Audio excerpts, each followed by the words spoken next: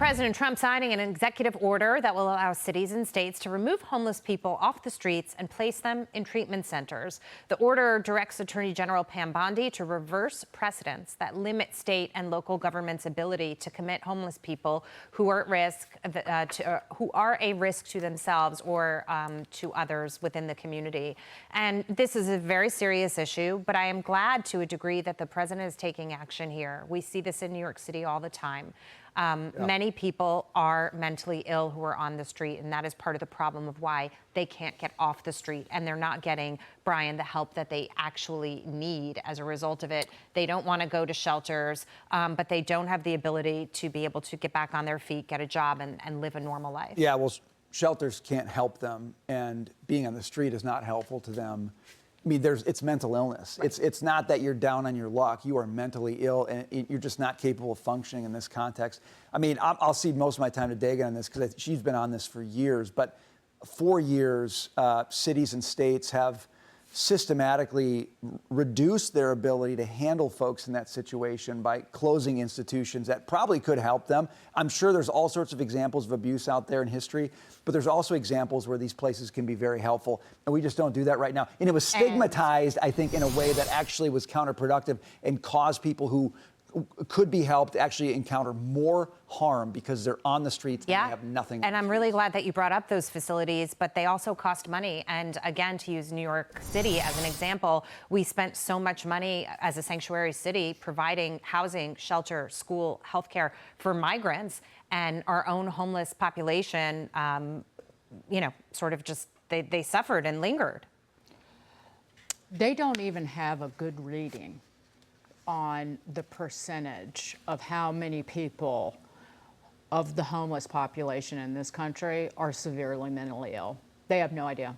And mental health advocacy organizations will tell you that there has been a movement that started really with JFK, President JFK, right around that time.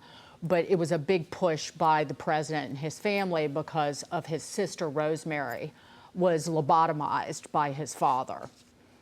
She was institutional, was in a convent in essence after that. Yeah.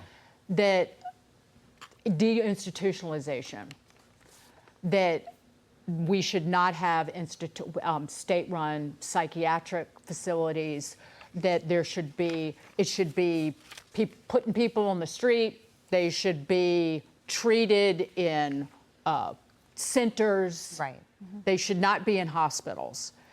It was exacerbated by One Flew Over the Cuckoo's Nest, the book, then the film, which came out in the mid-'70s. And the entire experiment has been a disaster. Yeah.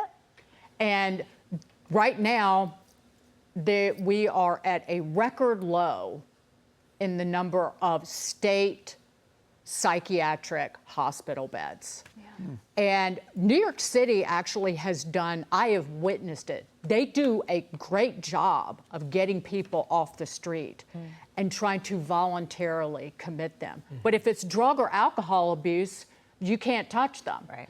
And I just want to quickly point something out, and I promise you I will shut up. But the law says whether to accept treatment for psychosis rests substantially in the hands of the individual. 1975 Supreme Court decision. The bar for involuntary treatment is incredibly high. However, if a person faces serious criminal charges, this is a mid-'60s Supreme Court decision, the right to refuse treatment is entirely swept away. So you only get treatment if you get arrested for a criminal charge.